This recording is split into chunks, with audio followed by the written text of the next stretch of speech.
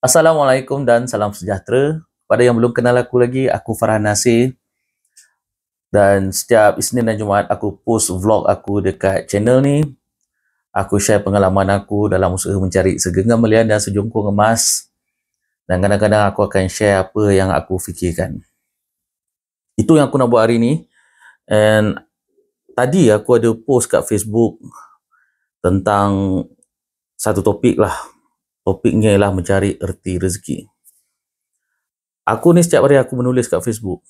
Plan aku, bila dah banyak yang aku tulis, aku akan kumpulkan dan aku akan olahkan semula dan jadikan buku.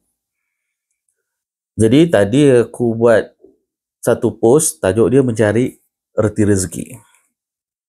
Aku ni sebenarnya dah lama mencari jawapan sebab aku bengang. Aku beranggapan sebelum ni usaha tu sama dengan hasil. Bila dapat banyak hasil, aku bangga dengan diri aku. Aku rasa ujub. Aku rasa aku hebat. Tapi bila aku dah berusaha dan aku tak dapat apa yang aku nak, aku rasa marah dan kecewa. Dan dari situ timbul persoalan-persoalan ni. Dan bila aku dah mencari jawapan, konklusinya ialah dunia ni tamak.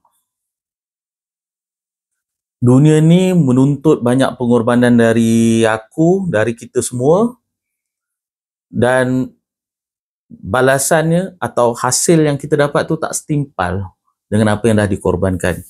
Kita korbankan waktu, kita korbankan tenaga, kita korbankan mental kita.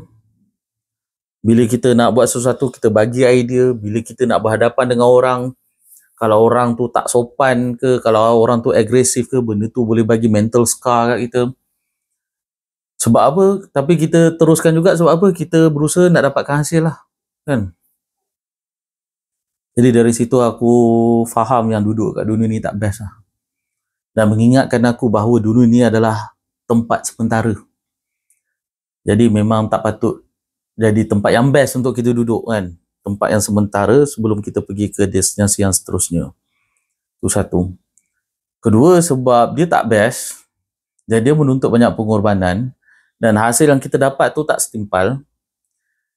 Benda tu mengingatkan aku supaya tak terlalu terkejar-kejar dunia ni. Sebab kalau tak nanti tenggelam. Kita boleh dengar, kita boleh baca dan dengar cerita macam mana orang boleh hanyut dengan arus dunia ni kan. Itu satu. Tapi akan timbul persoalan lain pula. Habis tu tak perlu berusaha. Takkan nak duduk saja. Aku terjumpa satu analogi. Sebab sebelum ni aku berfikir usaha equals to hasil. Makin banyak usaha, makin banyak hasil. Tapi ada waktu juga banyak usaha, tak ada hasil. Jadi analogi yang aku dapat ialah kita semua ni ada bekas. Dan bekas kita ni mula-mula kecil je. Dan kalau kita tak buat apa-apa, bekas kita kekal kecil.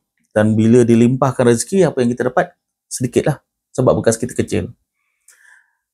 Dan bila setiap kali kita berusaha, bekas kita jadi besar. Cuma, sebesar mana pun bekas tu, kalau tak dicurahkan rezeki, tetap kosong. Dari analogi ni, kesannya pada aku ialah, setiap hari aku akan berusaha, apa yang aku dapat, aku bersyukur sebab aku tahu, bekas aku berasumsi yang setiap kali aku berusaha, bekas aku makin besar lah. Tapi bila aku terima sikit, maknanya, Allah bagi aku banyak ni je, Alhamdulillah. Dan selepas aku berusaha, aku merayu pada Allah, Ya Allah, bekas aku dah besar, tolong penuhkan. Dan selagi aku rasa tak banyak yang aku dapat,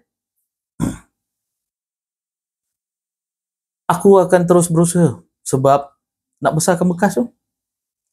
Dan aku akan berserah pada Allah, Ya Allah, tolong isikan. Aku tak kata pandangan ni, analogi ni adalah yang paling betul.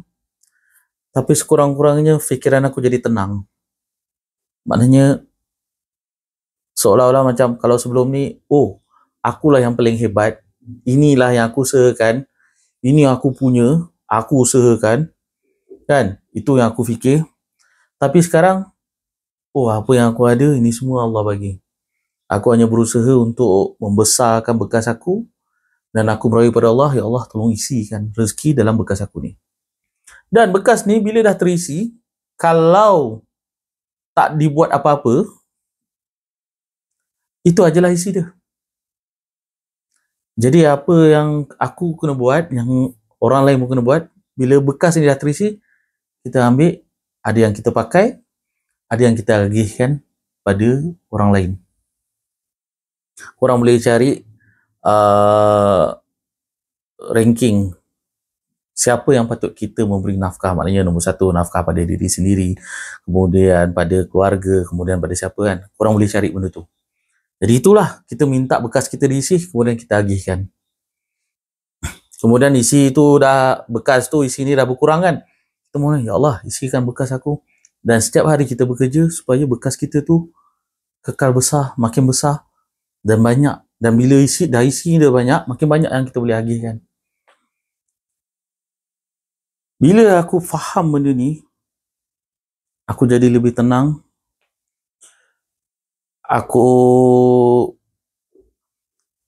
Dia macam ni. Korang pernah tak mengalami situasi di mana korang bekerja, tapi korang dapat sikit je? Aku merasai itu. Tapi sekarang, bila itu yang terjadi, oh, belum waktunya. Oh, ini aja yang Allah nak bagi, tak apa, Alhamdulillah. Itu yang aku fikir. So, fikiran aku lebih tenang. Dan of course, sebagai manusia, kadang-kadang, ya Allah, dah lama sangat ni. Kan? Dah lama sangat ni. Mana hasil dia? Kan? Akan datang keluhan tu. Dan keluhan itu diubah dalam bentuk rayuan dan doa. Jadi itulah yang aku nak kongsikan hari ini. Mencari reti rezeki. Kalau korang ada pandangan, kalau korang ada poin-poin yang lebih baik, apa kata korang share dekat komen supaya aku boleh belajar juga. Dan aku boleh refine apa yang aku faham sekarang ni. Cukup untuk hari ni. Yang mana nak tengok vlog aku yang ke-25, aku letak kat sini. Dan yang mana yang nak tengok dari nombor 1 pun, aku letak playlist kat sini. Nanti aku post lagi. Assalamualaikum.